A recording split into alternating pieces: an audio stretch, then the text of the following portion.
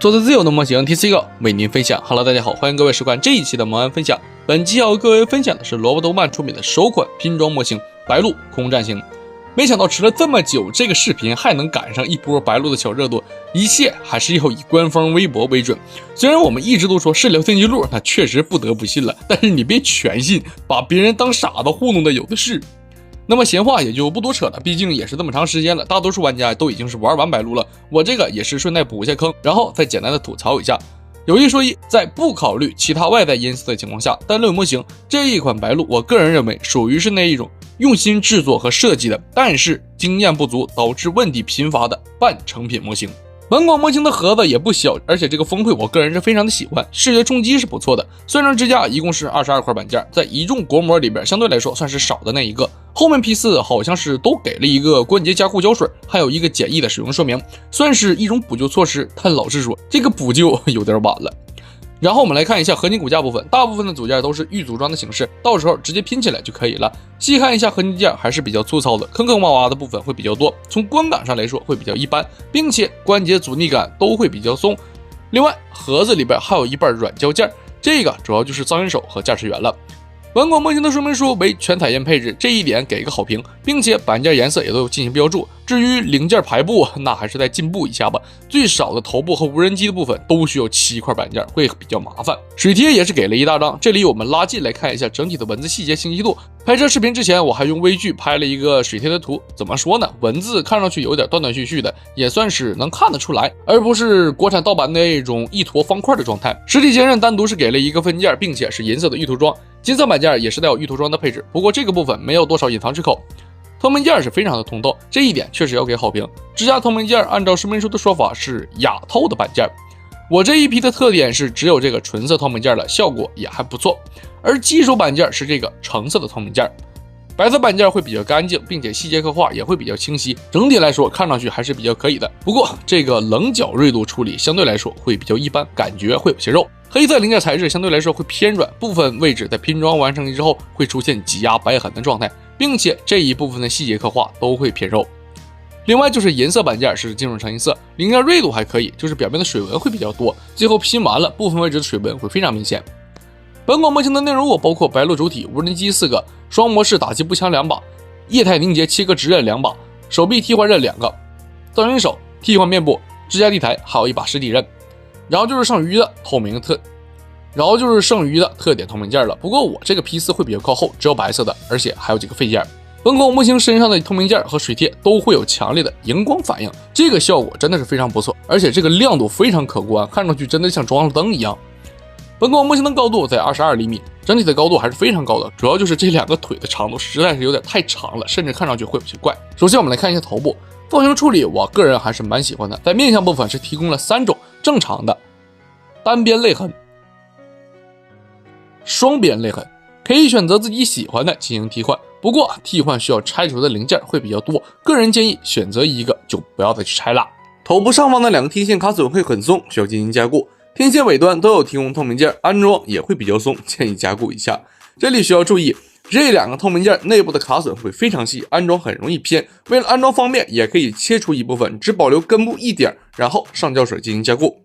脖子部分和头部的衔接我有个想法，我感觉一体性会比较一般，或者说这个头部是个单独的逃生舱，毕竟正常我们习惯的机甲脖子部分都会有一定的刻画，白鹿的脖子甚至可以看作是一个单独的杆儿，或者说底下的底座实在是太短了，因为把这个头部拆除以后看确实如此，加上头部的底端也没有我们熟悉的像高大头部那样比较空的状态，是饱满的，所以我个人觉得头部可以作为一个单独的逃生舱进行分离，类似于吉翁号那样的设计，不过缺少了武器和推进器，按照我的想法还是不太合理。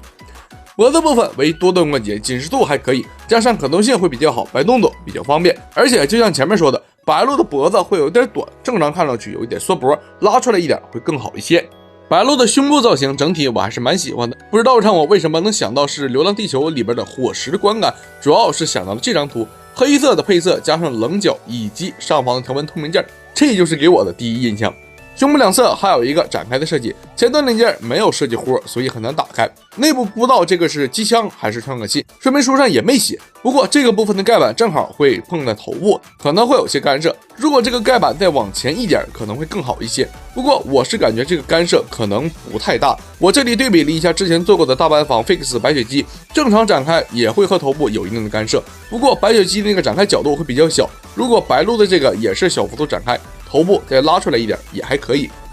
白鹿也算是国帮里边为数不多的设计了驾驶舱结构的模型，掀开透明件就可以打开，从上面就可以看到驾驶员和部分驾驶舱的结构。不过这里我把整个驾驶舱给它拆除出来，可以看到内部的结构是比较完整的，包括底座的部分也有一点点细节，显示屏和脚踏板的部分也是做了结构处理，驾驶员只提供了坐姿，这个部分是软胶零件，细节会比较一般。胸部两侧的引出关节是设计了液压杆的抽拉结构，前端和尾端都是球形关节进行连接，加上抽拉的精度还可以，整体的活动会比较流畅，并且根部的球形关节连接不是特别紧，也给它加固一下。胸部后方还有一个推进器的设计，但是这个部分会很单薄，完全不像是有能力进行推进的状态。腰部侧摆部分也是设置了液压杆，下端的球形关节连接会比较松，并且这个部分的金色零件水口也在正面。本款模型因为骨架设计是不具备后仰角度，后方这里还有一个零件可以进行翻折。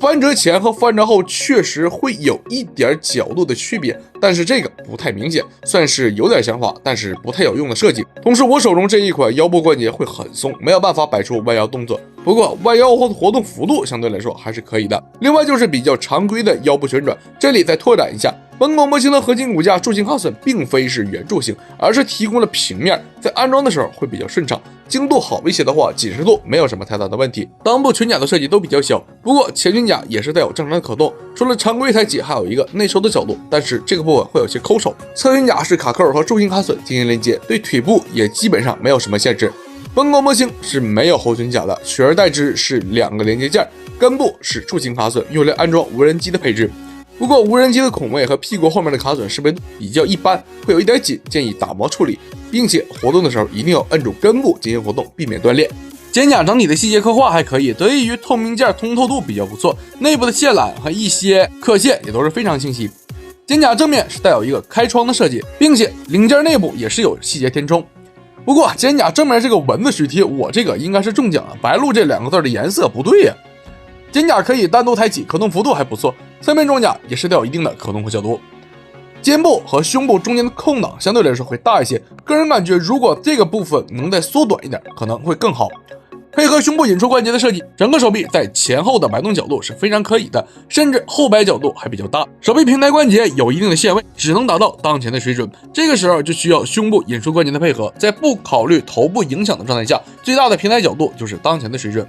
不过整个肩部关节相对来说会松一些，尤其是在后续握持长距离枪的时候会比较明显。上臂正常旋转没有问题，我这个会比较紧实。手肘是3段式结构，最大的可动范围就是当前的水准，并且手臂后方也是有抽拉结构。不过我手中的这一款肘关节相对来说会有一些松，好在握持武器也算够用。小臂末端的孔位也可以安插本款模型的剑刃特效件，呈现攻击样式，效果是不错的。同时小臂侧面这个孔位和侧裙甲是一样，都是3毫米通用接口，所以也可以把挂载在侧裙甲的连接件安插在手臂上，我是感觉这样会更好看一些。同时感兴趣的话，也可以尝试一些其他机体的武器进行适配，也算是大大增加了可选择性。造云手一共是提供了5对，分别是握拳造云手、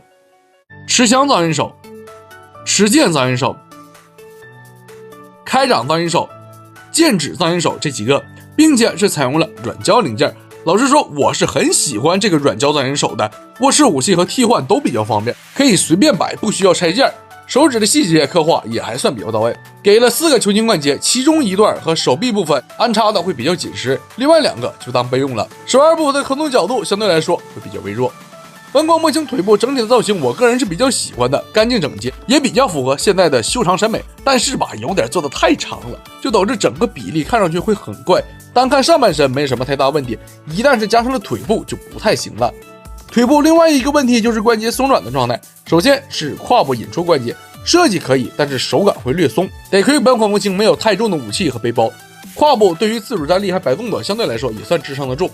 同样的问题，膝盖关节也是比较松的。但如果是正常把玩，像普通的支撑也能做得到。还是那句话，得亏他妈主体轻啊！胯部、大腿前提配合演出关节能够达到90度左右，前缘甲会有一定的干涉，后提的话连接件会有一定的干涉，只能达到当前的水准。侧地活动角度有限位，只能达到45度。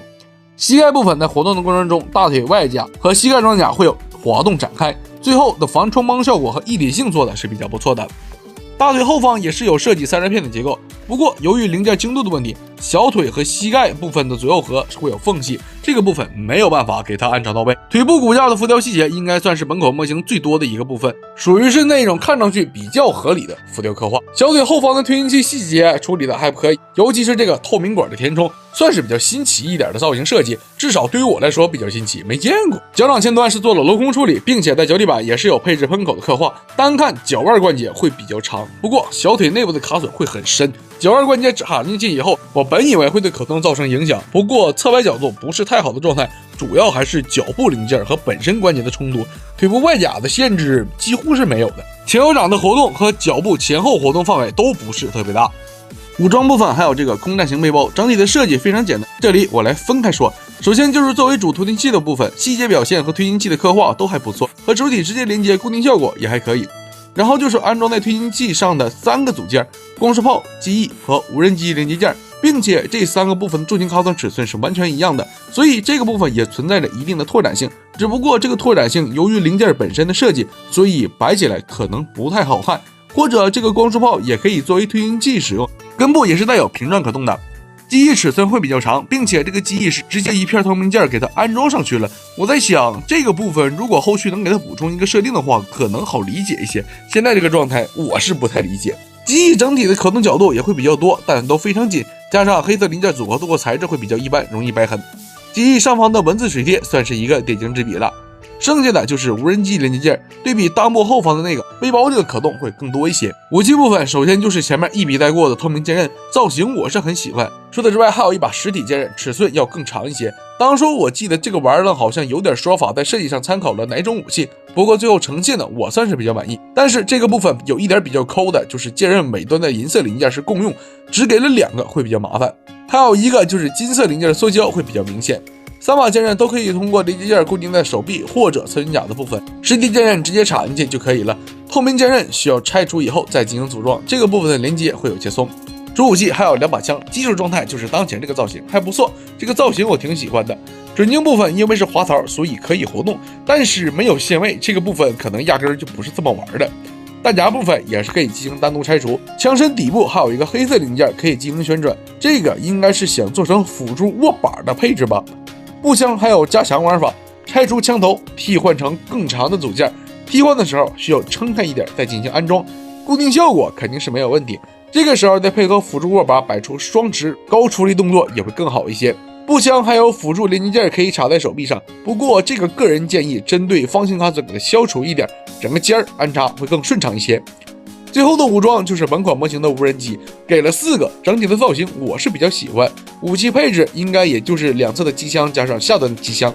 机翼部分是带有翻折口动，能够呈现不一样的攻击姿态。那么剩下的配件就是这个支架地台了，直接插在裆部的卡榫上就可以进行固定，稳定性还可以。上方的支架杆还可以进行拆除替换位置，就是这个替换零件的紧实度实在是很紧。针对无人机的部分也是提供了4个辅助支架，调整角度的设计也会很紧，安插比较费劲。同时注意连接件会比较细，安插无人机的时候一定要注意了。其实看到最后，模型本身的问题还是在骨架关节的把持力度方面。对于模型本身的玩法还有设计，老实说确实能看到很多不错的点，比如驾驶舱的细致刻画、骨架细节的处理、关节以及联动的设计、整体造型的处理。不过这个腿我还是感觉太长了，缩短一点会更好。另外，针对于手臂和背包孔位的拓展性，如果后续还能继续出白鹿相关产品的话，这些部分都算是一个比较好的突破口，比如重装或者是突击型。横向对比，在模型外观和设计上，算是一众风格怪里边比较清流的一个，至少我看到了不一样的东西。就像我之前在动态里说的一样，我个人本身对于萝卜动漫是反感的，开头噱头拉满，但是一个只出过1款合金成品的新厂去做第1款拼装模型，我的预期是很低的，加上后面各种骚操作和言论确实很败坏好感，所以本身我是不对这种所谓的性价比模型抱有太大的希望。但是最后再交上来的这个答卷，我认为是超过我的预期，至少也从侧面证明了对待产品素质，他们算是用心去设计了。不过针对骨架关节松的问题，这个处理上确实挺有问题的。引用之前突然火的一句话，真影响了作品，又能怪谁呢？是的，不可否认，白鹿本身有着部分左右度偏松或者偏紧，关节把持力度不够等问题，但同时在模型设计上的优点也是比较突出的。这就是我个人对于这一款模型的看法。希望以后把那个总扯犊子的人的嘴给他缝上，手也绑上，然后继续精进模型质量，至少提升一下关节紧实度和比例问题。那后续的产品不能说国模第一梯队，至少排在前几名是没有问题的。本期的 C 狗模案分享到这里就已经全部结束了，感谢各位的收看，我们下期不见不散，拜拜。